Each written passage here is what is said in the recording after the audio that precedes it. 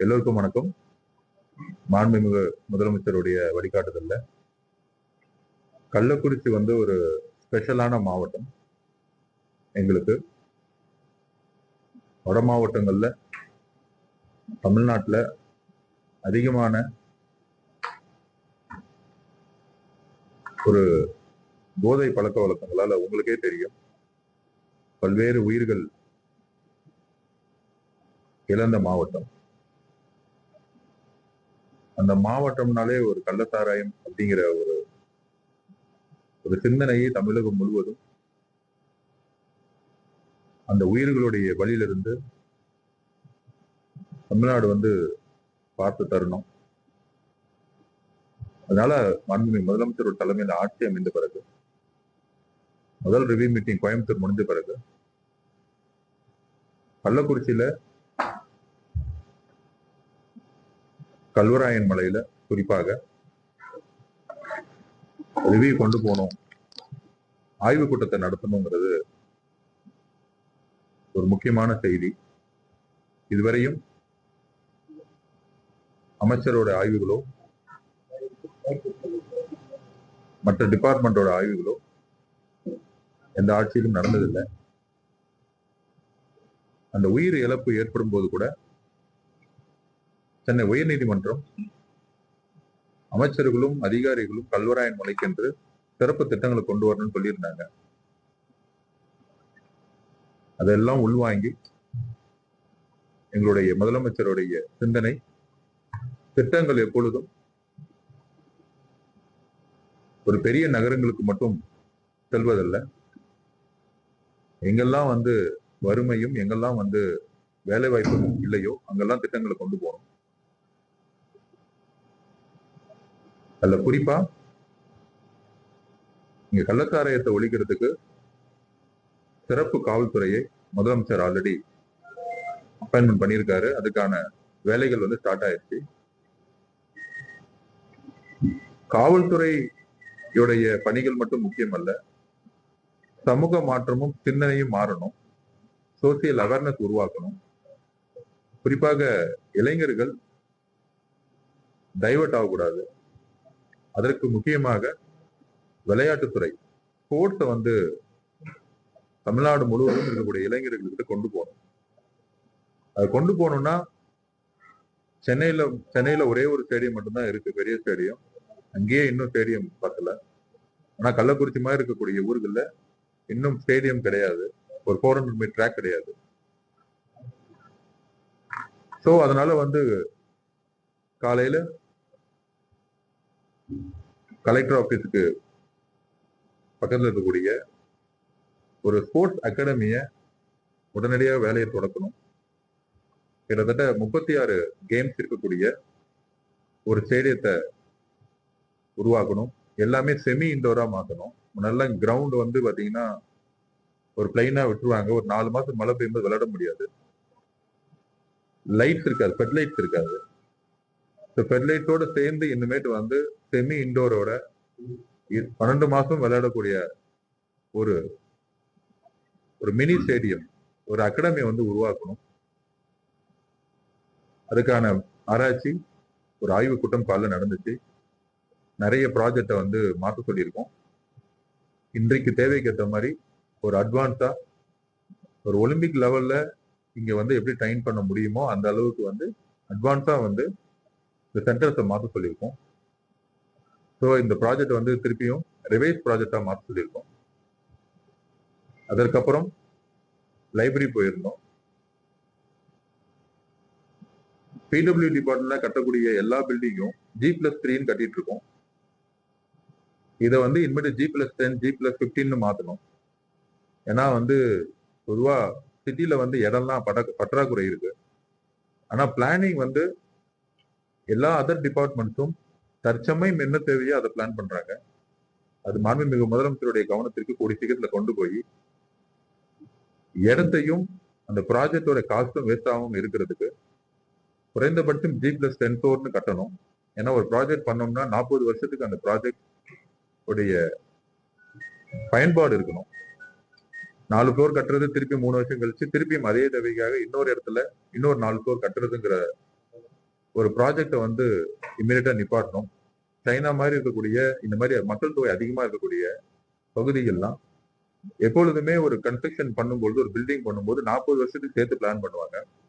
ஆனா பொதுப்பணித்துறையில கட்டக்கூடிய பில்டிங்லாம் G+3 இன்னும் பழைய கால மெத்தட்ல இருக்கு.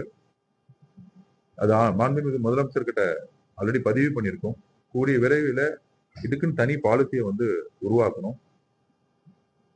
இப்ப கூட வந்து ஒரு கோர்ட் கட்டிட்டு இருக்காங்க. ஜட்ஜஸுக்கு வந்து தங்குறதுக்கான விடுதி கட்டும்போது வெறும் G+3 கட்டும்போது அது 12 பேருக்கு தான் கட்ட முடியுது. இதே G+10 கட்டினா குறைந்தபட்சம் 50-60 பேருக்கு கட்ட முடியும். ஸோ அடுத்த 10-15 வருஷத்துக்கு நமக்கு வந்து திருப்பியும் வந்து ரீகாஸ்ட் பண்ண வேண்டிய அவசியம் இல்லை. பொதுவா பெரும்பாலும் காஸ்ட் எங்க ஆகுதுன்னா ஃபவுண்டேஷன்ல தான் அதிகமான காஸ்ட் செலவாகும். ஸோ ஃபவுண்டேஷனோட சேர்ந்து G+10 கட்டிட்டா நமக்கு திருப்பியும் வந்து பட்ஜெட் அலாட் பண்ண வேண்டியதில்லை. பணம் வந்து தேவையில்லாம வந்து செலவு செய்ய தேவையில்லை. ஸோ இந்த டிஸ்கஷன்ஸும் பண்ணும். ஒவ்வொரு மாவட்டத்திலையும் நாங்க வந்து எல்லா டிபார்ட்மெண்ட்லயும் அது பண்ணணுங்கிறத இன்னைக்கு ஒரு ஆய்வுக் கூட்டத்தை மேற்கொண்டோம். அது முடிஞ்ச பிறகு நெடுஞ்சாலைத்துறையில நீங்க சொன்ன மாதிரி இந்த ட்ரைனேஜ் இஷ்யூஸ் வந்து, அதுக்கப்புறம் ரோடு வந்து எங்கெல்லாம் வந்து ரெண்டு வழி சாலைகள் இருக்கு, பழைய பஸ் ஸ்டாண்ட் அந்த புது பஸ் ஸ்டாண்ட் ரெண்டுத்துக்கும் நடுவுல வந்து இன்னும் வந்து அந்த ரோடு வந்து சின்ன ரோடா இருக்கு. அது எப்படி வந்து வைடன் பண்ணலாம். டிராபிக் ஹெவியா இருக்கு மார்னிங்ல 8:30 இருந்து 10:30 வரைக்கும். ஸோ இந்த மாதிரி சிறு நகரங்களிலே பழைய பஸ் ஸ்டாண்டுக்கும் புது பஸ் ஸ்டாண்டுக்கும் இன்னும் சாலைகள் வந்து இன்னும் பழைய மெத்தட்ஸ்ல இருக்கு. அதோடைய ஆய்வை மேற்கொண்டோம். நேஷனல் ஹைவேஸ்ல அதிகமான உயிரிழப்புகள் இந்த கள்ளக்குறிச்சி மாவட்டத்தில் ஏற்படுது. அதுக்கான சேஃப்டி அண்ட் செக்யூரிட்டி மெஷர்மெண்ட்டை வந்து நேஷனல் ஹைவே டிபார்ட்மெண்ட்ல இருந்து ஒரு ஆய்வை மேற்கொண்டோம். அதோட முக்கியமா கல்வராயன் மலையில 3 பிரச்சனைகள் எப்பயுமே இருக்கு. ஒரு கள்ளசாராயத்தை காய்ச்சக்கூடிய ஒரு தொழிலா இருக்கு. ஏன்னா விவசாயம் வந்து அங்க வந்து வெறும் மரவள்ளி கிழங்கு மட்டும்தான் பயிரிடுறாங்க. 12 மாசம் விளைச்சல் பண்ணும்போது ஒரு 3-4 மாசம் வேலை இல்லாதனால கிட்டத்தட்ட 5 மாசம் 6 மாசம் வந்து அவங்க வந்து கர்நாடகா வேலைக்கு போயிடுறாங்க. ஸோ இங்க வந்து முறையான தொழில் இல்லாதனால கலாச்சாரம் காய்ச்சல் ஒரு தொழிலா இருக்கு. இளைஞர்களுக்கு இங்க மேல வந்து எந்த விதமான விளையாட்டை ஊக்குவிக்கக்கூடிய எந்த விதமான கிரவுண்ட் ஃபெசிலிட்டி, ஹாஸ்டல் ஃபெசிலிட்டி கிடையாது. ஸோ கீழே கள்ளக்குறிச்சியில 2 hostel, boys hostel, girls hostel ரெண்டுமே தொடங்குறதுக்கு பிளான் பண்ணியிருக்கோம். அதே ப்ராஜெக்டை கல்வராயன் மலையிலையும் அதே 7 ஏக்கர்ல 400 மீட்டர் ட்ராக்கோட ஒரு ஸ்விம்மிங் பூலோட அனைத்து பாஸ்கெட் பால், வாலிபால், ஃபுட்பால் அந்த மாதிரி அனைத்து கிரவுண்டும் இருக்கிற மாதிரி ஒரு உலக தரத்துல ஒரு மினி ஸ்டேடியத்தை உருவாக்கணுன்றதுக்காக அந்த இடத்தை சூஸ் பண்ணோம். மாவட்ட ஆட்சியரும் சரி, பொதுப்பணித்துறை அமைச்சர், பொதுப்பணித்துறையுடைய செயலாளர், ஹைவேஸ் டிபார்ட்மெண்ட் செயலாளர் எல்லோரும் ஒருங்கிணைந்து SDAT மெம்பர் செக்ரட்டரி எல்லோரும் இணைந்து இன்னைக்கு மார்னிங் 8 மணிலிருந்து இந்த ஆய்வு வந்து சிறப்பா மேற்கொண்டோம். மாவட்ட ஆட்சியாளர்கள் சிறப்பா ஒவ்வொரு ப்ராஜெக்ட்லையும் டீட்டெயிலா எக்ஸ்பிளைன் பண்ணி, குறிப்பாக கல்வராயன் மலையில என்னென்ன பிரச்சனை இருக்குங்கிறத டீட்டெயிலா ஆய்வுல சொன்னாங்க. எந்த இடத்துல 7 ஏக்கர் இருக்குங்கிறத நாங்க எல்லோரும் இந்த ஸ்பாட்டுக்கே நம்ம போய் பார்த்தோம். ஸோ இந்த ஆராய்ச்சியோடைய முடிவு கூடிய விரைவில் ப்ராஜெக்ட் வந்து எவ்வளவு சீக்கிரம் ஆரம்பிக்க முடியுமோ அவ்வளவு சீக்கிரம் ஆரம்பிச்சு மாண்புமிகு முதலமைச்சர் அவர்கள் இந்த ப்ராஜெக்ட் எல்லாம் துவங்கி வைக்கிறதுக்கு ஒரு நாள் கூடிய சீக்கிரத்துல கள்ளக்குறிச்சி மாவட்டத்துக்கு, குறிப்பாக கல்வராயன் மலையில இந்த பெரிய ஸ்போர்ட்ஸ் ப்ராஜெக்ட் எல்லாம் திறக்கிறதுக்கு வருவாரு. அவருடைய நோக்கமும்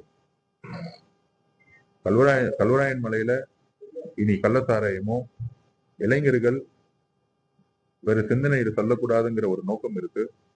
உறுதியாக கூடிய சீக்கிரத்துல கல்வராயன் மலை வந்து ஒரு தமிழ்நாட்டுல எப்படி ஊட்டி மாதிரியோ ஒரு சுற்றுலா தலமாக மாறும்.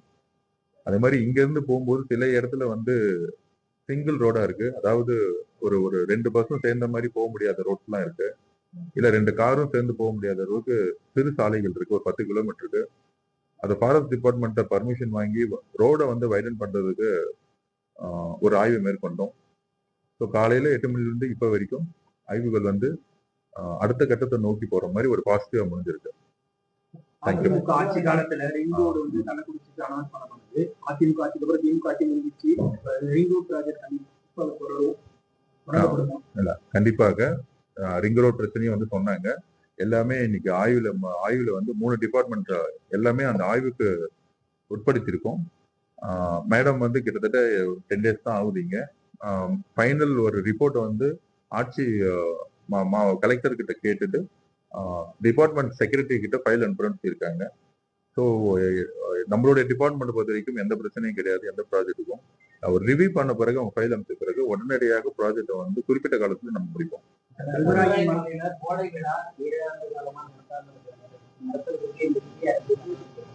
கூடிய விரைவில் நான் வந்து கொண்டு போறேன். நான் முதலமைச்சர்கிட்ட கொண்டு போயிட்டு அதுல என்ன சிக்கல் இருக்கு, இல்ல இதுக்கு முன்னாடி என்னென்ன பிரச்சனைகள் ஏன் நடத்தலைங்கிறத நான் ரிவ்யூ பண்ணிட்டு உங்களுக்கு கொண்டு வரேன்.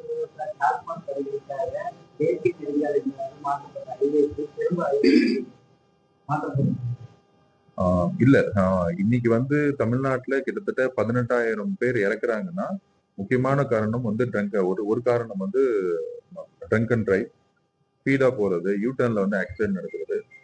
ஸோ இந்த மாதிரி எங்கெங்கெல்லாம் வந்து அதிகமான ஆக்சிடென்ட் நடக்குதோ அந்தந்த இடத்துல எங்கெல்லாம் டாஸ்மார்க் இருக்கோ அதெல்லாம் வந்து வேற லொகேஷன்ல சேஞ்ச் பண்றதுக்கான ஐடென்டிபிகேஷன்ஸ் ஆல்ரெடி போன வாரமே ஸ்டார்ட் பண்ணிட்டோம். சேஃப்டி அண்ட் செக்யூரிட்டி மீட்டிங்ல கூடிய விரைவில் அதுக்கான பிளான்ஸ் வந்து நடந்துட்டு இருக்கு.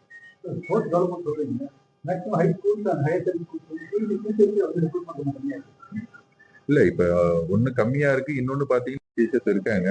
ஆனா அவங்களுக்கான இன்னும் வந்து சரியான வந்து ஒரு கைடன்ஸ் கிடையாது. ஆக்சுவலா கூடிய விரைவில் வந்து ஆல்ரெடி லாஸ்ட் ஒரு 10 நாளுக்கு முன்னாடி எஜுகேஷன் மினிஸ்டர் அண்ட் நாங்களும் சேர்ந்து ஆல்ரெடி ஒரு ரிவ்யூ மீட்டிங் பண்ணியிருக்கோம். எங்கெல்லாம் வந்து பிசிக்கல் டீச்சர்ஸ் இல்லையோ ஆல்ரெடி இருக்கிற பிசிக்கல் டீச்சருக்கு தனி சிலபஸ், அதாவது ஒரு ஒலிம்பிக்ல ஒரு மெடல் ஜெயிக்கணும்னா கீழ இருந்து எப்படி ஸ்கவுட்டிங் பண்ணணும், நல்ல நல்ல பிளேயர்ஸ் எல்லாம் எப்படி வந்து தேர்ந்தெடுத்து எஸ்டிஐடியோடைய ஸ்போர்ட்ஸ் ஹாஸ்டலுக்கு எப்படி அனுப்பணுங்கிற ஒரு தனி கிளாஸஸை வந்து பிசிக்கல் டீச்சர்ஸ்க்கு வந்து நம்ம எடுக்கணும்னு சொல்லியிருக்கோம். கூடிய விரைவில் வந்து ஸ்போர்ட்ஸ் பாலிசியை மாண்புமிகு முதலமைச்சர் உருவாக்கும் பொழுது தமிழ்நாட்டுக்கு எல்லா பிசிக்கல் டீச்சர்ஸும் ஒரே இடத்துல வர வைக்க போறோம். கல்வராயமலையில பல்வேறு நீர்நிலைகள் இருக்கு, அதுக்கான போதிய சாலை வசதி இல்லை. அதனால இளைஞர்கள் வந்து அதாவது ஆபத்தான முறையில் அந்த இடத்துல போய் உயிரிழப்பு அதிகமாக ஏற்படுது. கடந்த 2 வருடங்கள்ல மட்டுமே 10 மேற்பட்டோர் அந்த இருந்திருக்காங்க. அதுக்கான முறையான சாலை வசதி ஏற்படுமா? கல்வராயமலை சுற்றுலாத்தலமா அறிவிக்க வாய்ப்பு இல்ல கண்டிப்பாக அதுவும் இன்னைக்கு வந்து ரிவ்யூ பண்ணோம். பெரும்பாலும் வந்து பாத்தீங்கன்னா பழங்குடி மக்கள் இருக்கக்கூடிய இடத்துல வந்து சாலை வசதிகள் இன்னும் இல்லை. ஒன்னு ஹைவேஸோடைய கண்ட்ரோல்ல இருக்கக்கூடிய ஸ்டேட் ஹைவேஸ், நேஷனல் ஹைவேஸ்ங்கிறது நம்ம கண்ட்ரோல்ல இருக்கு. ஆக்சுவலா அதோட சேர்ந்து இந்த மாதிரி உள்ளாட்சி துறைகள் இல்ல ரூரல் டெவலப்மெண்ட் இருக்கக்கூடிய ரோட்ஸை வந்து ஹைவேஸ் டிபார்ட்மெண்ட் வந்து கேட்டு எடுக்க முடியும். கேட்டு எடுத்து நபார்ட் ஸ்கீம்ஸ் நிறைய இருக்கு. ஹைவேஸ் டிபார்ட்மெண்ட் நிறைய நபார்ட் ஸ்கீம்ஸ் இருக்கு. நபார்ட் ஸ்கீம்ஸ்ல நிறைய ரோடுகளை வந்து நம்ம கிட்ட ஃபண்ட் ஹைவேஸ் டிபார்ட்மெண்ட்ல ஃபண்ட் இருக்கு. கூடிய விரைவில் ரூரல் டெவலப்மெண்ட் மினிஸ்டர்கிட்ட பேசிட்டு எந்தெந்த ரோட வந்து ஐடென்டிஃபை பண்ண சொல்லியிருக்கோம், கலெக்டர் மேடம் ஐடென்டிஃபை பண்ண சொல்லியிருக்கோம். அது இன்னைக்கே கிட்டத்தட்ட ஒரு 60 கிலோமீட்டர் வந்து ஐடென்டிஃபை பண்ணப்பட்டிருக்கு. அதுவும் குறிப்பா நீங்க சொல்ற மாதிரி எங்கெல்லாம் வந்து அந்த வாட்டர் பாடி எங்க இருக்கோ அந்த இடத்துல கனெக்ட் ஆகிற மாதிரி சுற்றுலா தரத்துக்கு ஏற்ற மாதிரி வந்து அந்த ரோட கனெக்ட் பண்றதுக்கு ஒரு ரிவ்யூ பண்ணியிருக்கோம் நம்ம. அதே மாதிரி நிறைய வில்லேஜஸ் வந்து இன்னும் ரோடு இல்லாம கனெக்டிவிட்டி ரொம்ப கஷ்டப்படுறாங்க. கிட்டத்தட்ட ஒரு வில்லேஜ்ல பாத்தீங்கன்னா ஒரு 9 கிலோமீட்டர் நடந்து வந்து ரோடு இல்லாம போயிட்டு இருந்தாங்க. அதுவும் இன்னைக்கு வந்து ஸ்பாட்ல விசிட் பண்ணோம். ஸோ இதை வந்து ஹைவேஸ் டிபார்ட்மெண்ட் ரூரல் டெவலப்மெண்ட் கிட்ட வந்து நாங்க வந்து இமீடியட்டா வந்து கலெக்டர் மேடத்தோடைய ஒரு ஃபைல் வந்து புட்டப் பண்ணும் பொழுது அந்த ரோட வந்து ஹைவேஸ் டிபார்ட்மெண்ட் எடுக்க முடியும். ஸோ ஹைவேஸ் டிபார்ட்மெண்ட்ல ஃபண்ட் இருக்கு. ஸோ அது மூலியமா நபார்ட் ஸ்கீம் மூலியமா உடனடியா நாங்க நிறைவேற்ற போறோம். எவ்ரி 3 months வந்து பர்சனலா நாங்களும் சரி டிபார்ட்மெண்ட் சரி கல்வராயன் மலைக்கு